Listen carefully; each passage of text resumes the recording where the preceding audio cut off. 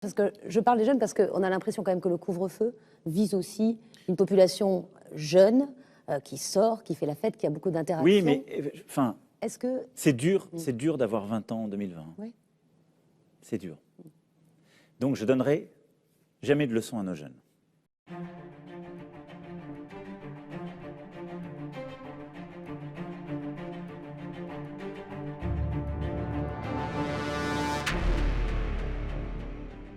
Réaction plutôt mesurée, Frédéric Rollet nous a également indiqué qu'ils allaient commander une enquête indépendante pour en savoir plus sur la composition de ces masques et leur potentielle dangerosité. Mais sans même attendre les résultats de cette enquête, d'autres sont carrément scandalisés. Est-ce qu'aujourd'hui, quand on vous dit que potentiellement il pourrait être toxique, vous êtes inquiet? Tout à fait, nous sommes inquiets, d'autant plus que des élèves les ont reçus aussi et les portent. On nous méprise, donc on nous donne des masques empoisonnés. Le but n'était pas de nous empoisonner, le but est simplement l'ignorance, l'indifférence à notre sort. Qu'est-ce que vous allez en faire? Les jeter, tout simplement. Leur place est à la poubelle et la place de nos ministres, c'est en prison. Le collectif Stylo Rouge a annoncé son intention de porter plainte contre le ministère de l'Éducation pour mise en danger d'autrui. Rien, moi je ne dis pas que M. Véran, Mme Buzyn et M. Salomon sont coupables. Je dis que pour savoir ce qu'ils ont ou pas fait, il faut passer par des éléments objectifs dont la perquisition fait partie. Mais mon problème, c'est pas la perquisition, c'est tout ce qui a engendré la perquisition. Nous ne devrions pas, et je suis d'accord avec vous, avoir des ministres sous le coup d'une perquisition. Si on en est là, avec une justice indépendante, c'est qu'on a un problème quelque part. C'est incontestable. Très intéressant, Fabrice Divisio. Aujourd'hui, le fait qu'il y ait eu davantage, par exemple, arithmétiquement, de personnes décédées chez nos voisins italiens, chez nos voisins espagnols, ne vous conduit pas à penser que finalement, cette crise a été gérée bon an, mal an en France, comme elle a pu l'être, de façon un peu empirique, comme ça a été le cas à peu près partout en Europe. Le problème, si vous voulez, c'est qu'on peut toujours se comparer à pire que nous. Ça, c'est facile de le faire. On peut faire ça, si vous voulez, on peut aussi prendre comme exemple le Brésil, on peut aussi aller très très loin comme ça. Et le problème n'est pas un problème de gestion de l'épidémie. Nous ne mettons pas en cause une gestion de l'épidémie. Nous mettons en cause le fait qu'un ministre de la République a déclaré face à la presse, devant les commissions d'enquête, avoir averti, et alors donc manifestement savait, et que ces alertes n'ont pas été prises en compte. Si ça ne fait pas l'objet d'une enquête, alors qu'est-ce qui fait l'objet d'une enquête? Si la parole d'un ministre public, effectivement, vient vous dire, si cette parole forte, en pleine pandémie, en plein confinement, on se souvient, c'est le 17 mars, en plein confinement vient vous dire, moi j'ai averti, si ça est réitéré dans la commission d'enquête, si ça ne compte pour rien, alors effectivement, on s'assoit sur l'état de droit et c'est fini, on n'en parle plus.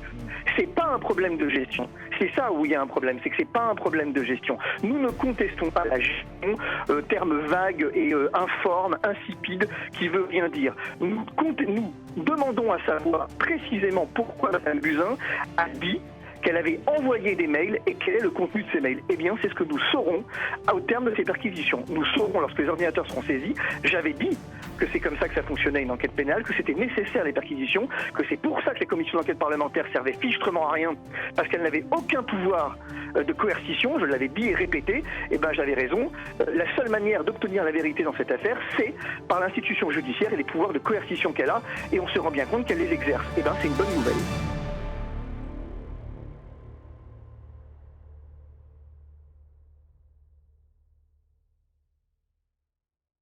Je voulais ce soir accompagner des ministres, de Monsieur le maire, de Monsieur le président du conseil départemental, de nos préfets, de nos fonctionnaires ici, dire quelques mots.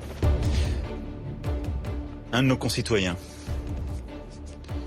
dont je ne dirai pas de manière officielle le nom ce soir, car notre procureur s'exprimera dans les prochaines heures et il lui appartient de dévoiler l'ensemble des identités comme des faits, et donc je ne parlerai pas des détails de ce qui s'est passé ce soir à Conflans, mais un de nos concitoyens a été assassiné aujourd'hui parce qu'il enseignait, parce qu'il apprenait à des élèves la liberté d'expression, la liberté de croire et de ne pas croire. Notre compatriote a été lâchement attaqué, a été la victime d'un attentat terroriste islamiste caractérisé. Ce soir, je veux, avant toute chose, avoir une pensée pour l'ensemble de ses proches, sa famille. Avoir une pensée pour ses collègues, ici au collège. Nous avons vu Madame le proviseur qui, avec un courage remarquable, ces dernières semaines, a tenu face à toutes les pressions,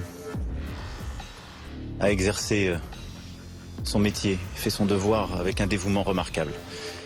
Et je veux avoir un mot de soutien pour elle, l'ensemble des enseignants, l'ensemble de l'équipe de ce collège. Mais plus largement, je veux dire ce soir à tous les enseignants de France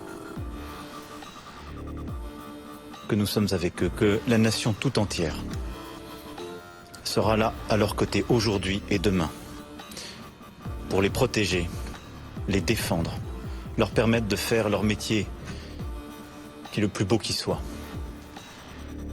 Faire des citoyens libres. Et il n'y a pas de hasard. Si ce soir, c'est un enseignant que ce terroriste a abattu, parce qu'il a voulu abattre la République dans ses valeurs, les Lumières, la possibilité de faire de nos enfants, d'où qu'ils viennent, qu'ils croient ou qu'ils ne croient pas, quelle que soit leur religion, d'en faire des citoyens libres. Cette bataille, c'est la nôtre et elle est existentielle.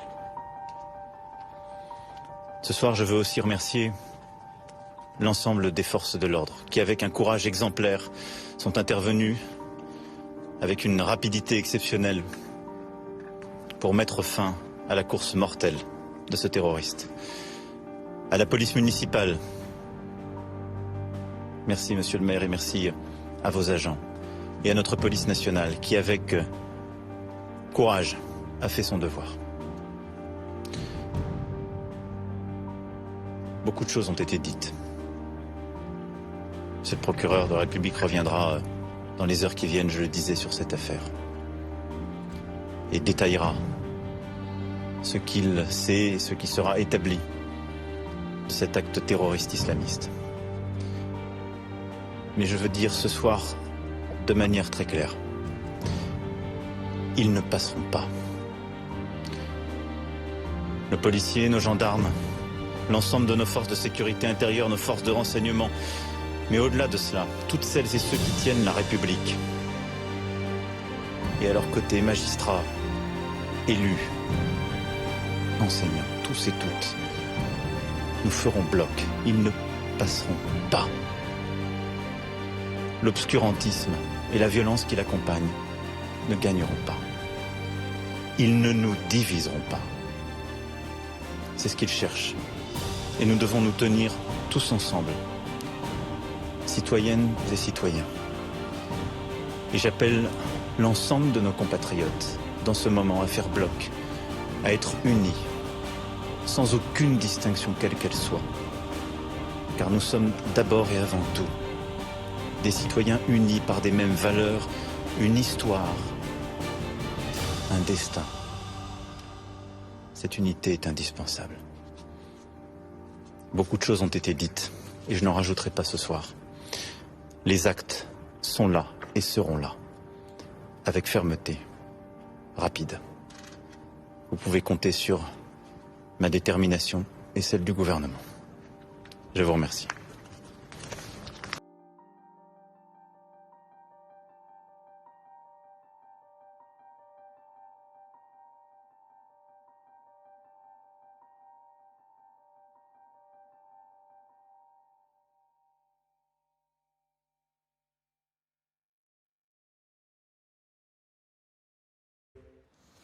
Et revenons sur la principale information de ce vendredi soir. Cette attaque devant un établissement scolaire à Conflans-Sainte-Honorine.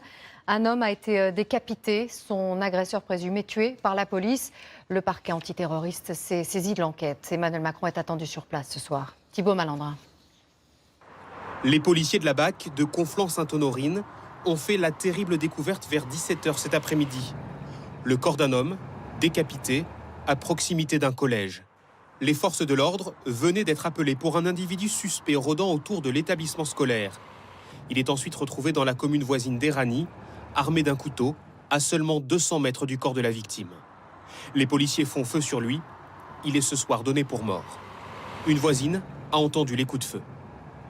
Bon, mon mari m'a dit, écoute, il y a des coups de feu et tout, donc on est parti voir. Il y avait beaucoup de policiers, donc là, on ne peut plus sortir de la résidence. La victime serait un professeur du collège de Conflans. Selon plusieurs élèves et leurs parents, il avait récemment montré des caricatures du prophète Mahomet à ses élèves dans le cadre d'un cours sur la liberté d'expression. La nouvelle s'est sue à l'extérieur du collège et l'auteur des faits serait venu pour se venger. Le parquet national antiterroriste est immédiatement saisi de l'enquête, ne laissant guère de doute sur la dimension terroriste de cet assassinat. Frères musulmans, avec tous les défauts que j'ai, tu vois, je suis obligé de vous dire ça parce que je me dois de le dire. Pas parce que je suis un exemple, loin de là, non, non, non. C'est juste parce que, avec l'audience qu'il y a, on s'en bat les couilles. Ces caricatures de tout ce qui... On s'en fout, Allah, il voit tout. Faut pas... Non, on va être stigmatisé encore une autre fois, et encore et encore. Et qui te dit que c'est vraiment un musulman qui a fait ça? Parce qu'un vrai musulman, il ne fait pas ça. Un vrai musulman, il ne décapite pas des gens. On laisse tout à Allah. Pourquoi ce monde, il est comme ça? Mais putain, mais vite la fin du monde. Vite, vite, vite, vite, vite. Donc, c'est pour ça, vous comprenez pourquoi je vous dis, les frères, sœurs musulmans, ça sert à rien de monter au créneau. On va nous niquer d'une manière ou d'une autre. Faut mieux se taire, travailler, faire sa salade. Putain, mais c'est dingue. Allez, c'est reparti, ça y est, c'est bon. Surtout qu'avec le peu de connaissances que j'ai, chez nous musulmans, tu tues une personne, c'est comme si tu tuais toute l'humanité. Putain, espérons, mais bon, voilà, quoi, je les vois déjà surfer dessus, je les vois déjà... BF merde, oui, en direct, putain, non, non, non, non, et peu importe, ils affichent, ils font même des statuts, on s'en bat les couilles, on s'en fout, c'est ce que je me tue à vous dire à chaque fois. Non, Bassem, toi tu veux pas qu'on se fasse entendre, qu'on monte au créneau, mais non, nous si on monte au créneau, parallèlement, on va nous niquer. Que je sais, j'ai envie de pleurer, wallah. Depuis la publication par Guy Debord des commentaires sur la société du spectacle, que le terrorisme est consubstantiel à l'appareil d'État, bon, ce que Marx a très bien montré, aussi bien dans les luttes de classe en France que dans la guerre civile en France, et que donc l'attentat, c'est pas simplement une décision policière, c'est quelque chose qui est immanent à la crise du capital, à la baisse du taux de profit, à la saturation des marchés.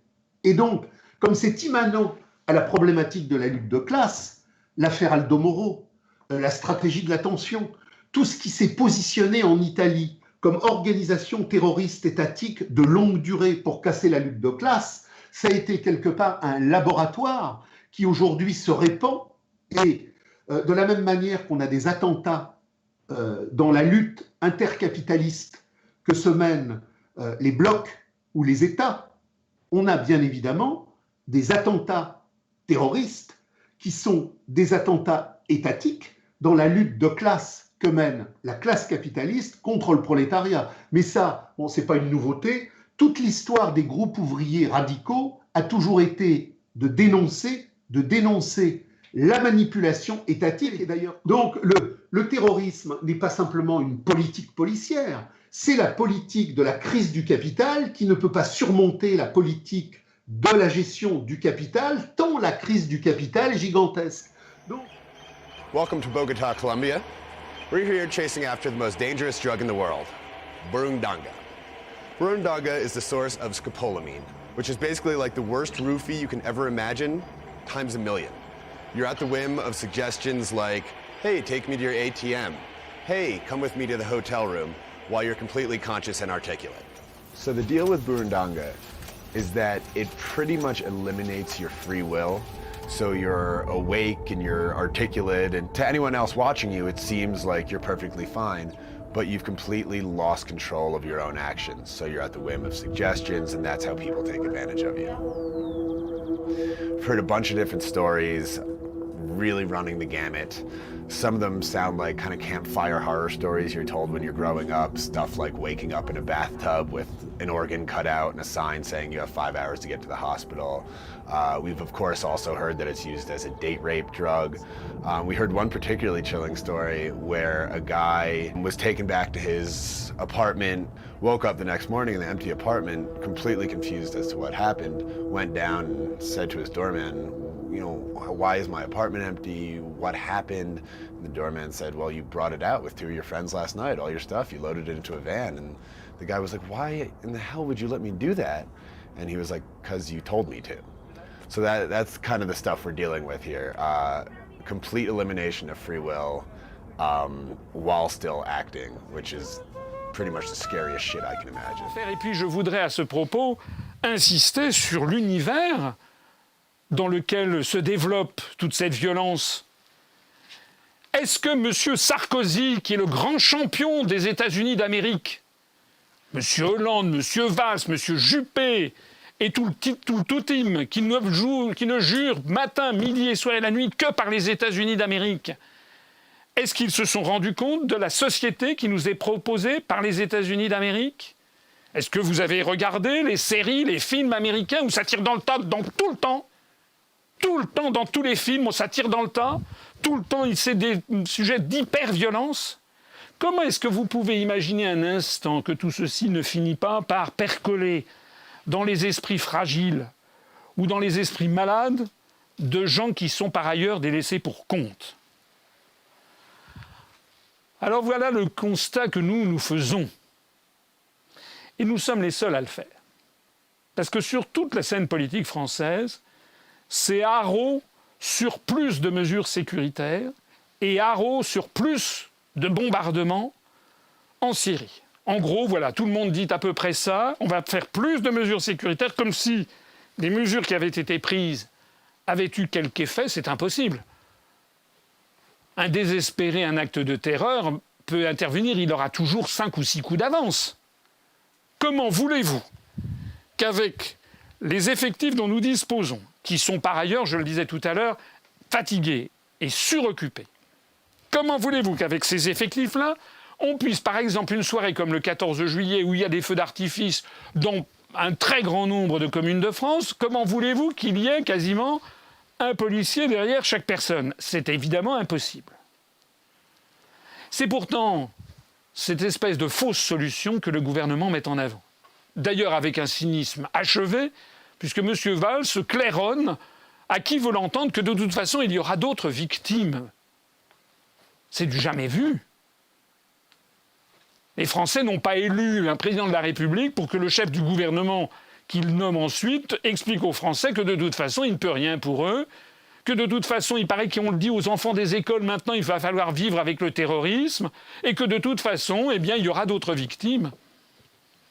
Et puis alors à la droite et à l'extrême droite en particulier, alors là c'est évidemment haro sur l'islam, haro sur le grand remplacement en France, et ceci et cela. On ne dit pas un mot, comme je le soulignais tout à l'heure, que parmi malheureusement les 84 morts, il y en a quand même au moins 16 qui étaient des musulmans, pas un mot. On ne dit pas un mot de ce que la France fait partie de coalitions qui sont extrêmement meurtrières. Je rappelle d'ailleurs au passage, parce que les gens ne le savent pas, que le nombre de morts qui a été commis par les Américains et leurs alliés européens en Irak, alors fort heureusement la France n'y était pas grâce à Jacques Chirac et à Dominique de Villepin, mais en Irak, en Afghanistan et au Pakistan, c'est 1,3 million de morts civiles minimum, selon les estimations les plus fiables et les plus sérieuses. 1 300 000 civils. Ça fait quelque chose comme 15 000 à 16 000 fois plus que la tuerie qui est arrivée sur la promenade des Anglais. Est-ce que les Français peuvent réaliser ce que peuvent penser de l'Occident les peuples du Moyen-Orient, en particulier en Irak, en Afghanistan, au Pakistan, qui depuis maintenant plusieurs années ont vécu 15 800 ou 700 ou 800 tueries de civils comme celle que nous venons d'avoir, 15 800. Est-ce que les Français peuvent le comprendre et peuvent comprendre que nous sommes lancés dans une politique de dingue et que la France doit absolument cesser au plus vite notre participation à cela? D'ailleurs, il suffit de regarder les pays du monde qui ne font pas partie des coalitions menées par les docteurs Folamour de la Maison-Blanche. Il n'y a pas d'attentat en Suisse, il n'y a pas d'attentat en Suède, il n'y a pas d'attentat en Finlande, en Autriche, dans les pays qui ne sont pas de l'OTAN. J'en terminerai donc sur nos propositions à nous. Nous, lorsque nous serons arrivés au pouvoir, je prends ici l'engagement que le nombre d'attentats en France diminuera de façon drastique et quasiment disparaîtra en quelques semaines. Et pourquoi je peux le dire? Eh bien tout simplement parce que nous appliquerons cette belle maxime de Charles de Gaulle qui disait qu'il ne peut pas y avoir de paix dans le monde s'il n'y a pas de justice entre les nations. Nous allons donc, lorsque nous serons arrivés au pouvoir, notre premier souci sera de dire que nous sortons de l'Union européenne, de l'euro et de l'OTAN. Je l'ai expliqué dans ma conférence le jour d'après. Mais notre premier souci sera également de dire que si nous sortons de l'Union européenne et de l'OTAN, c'est pour rétablir la justice entre les nations. Nous voulons, nous, refaire de la France le pôle des droits de l'homme au niveau planétaire, le droit des peuples et des nations à être libres et indépendantes chacune chez elles. Nous voulons redevenir le pays vers lequel se tourneront tous les peuples du monde avec reconnaissance en disant « il y a un espoir, cet espoir, c'est le grand peuple français ».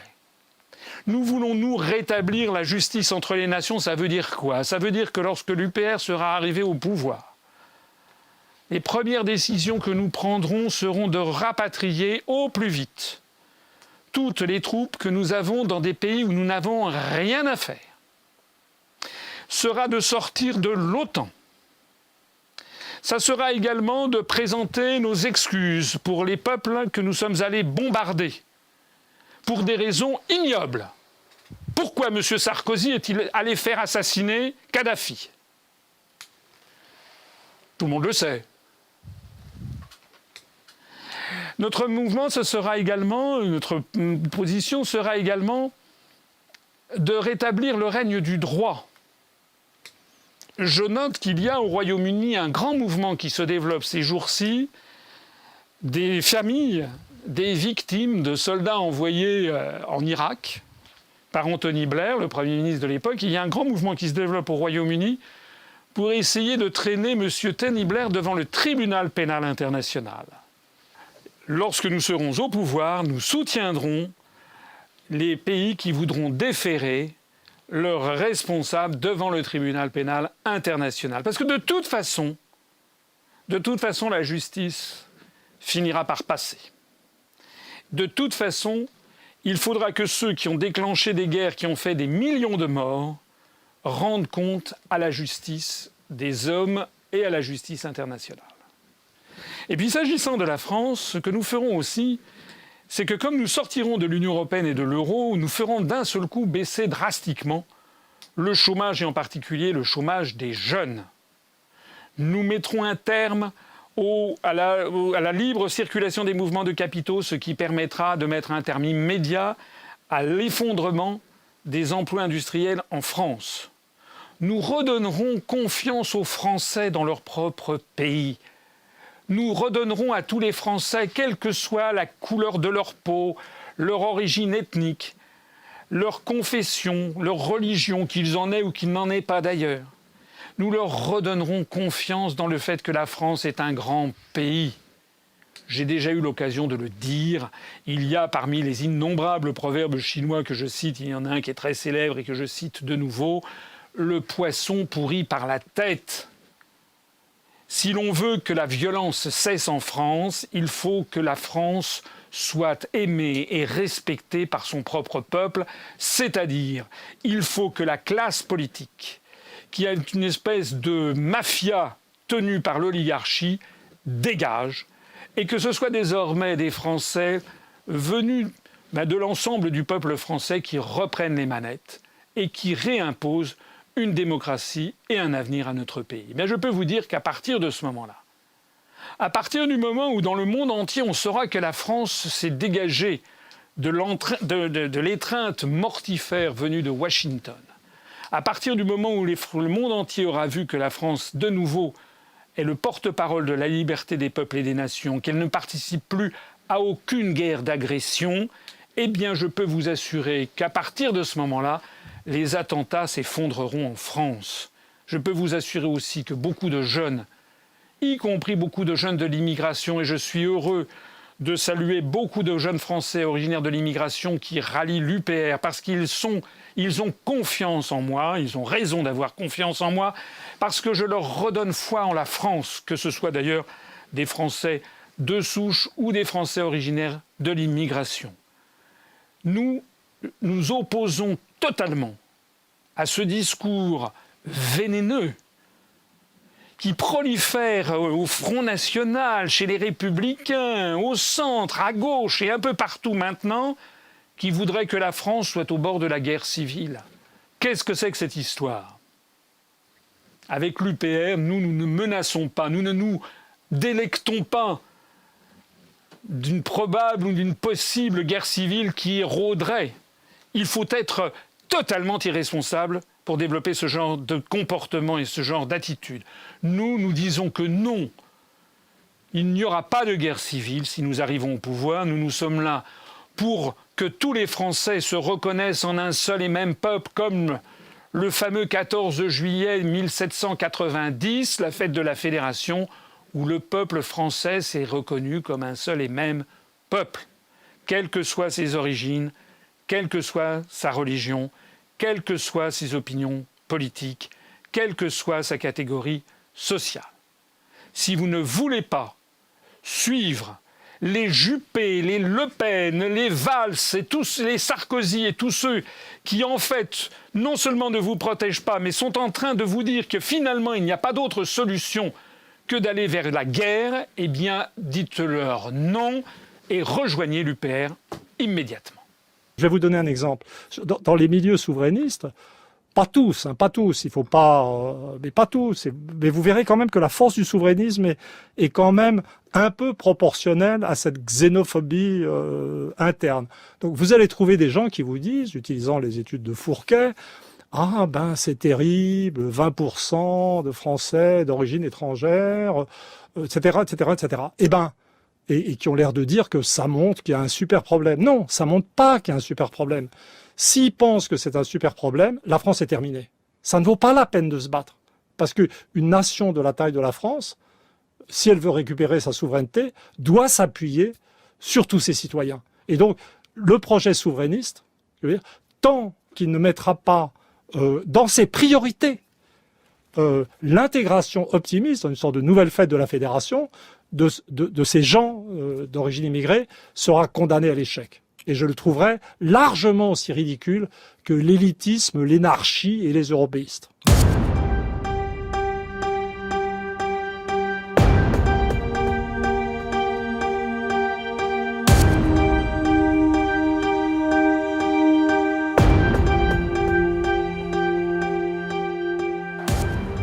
Nous ne voulons pas du choc des civilisations.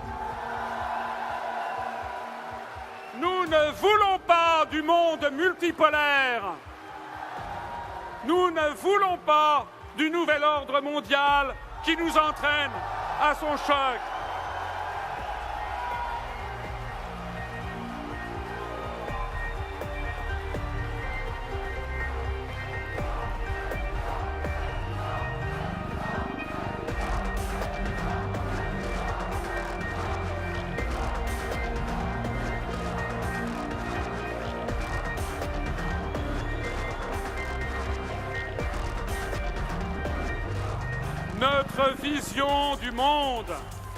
Notre vision du monde, ce n'est pas celle de Macron, l'employé de Georges Soros.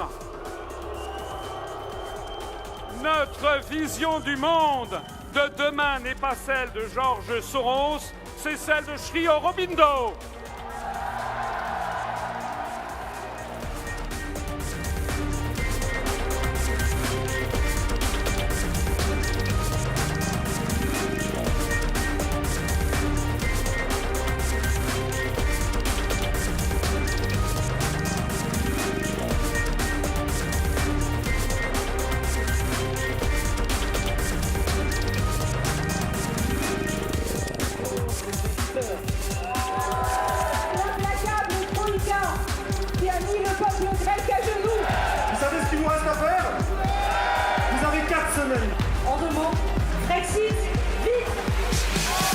Notre ami François Asselineau.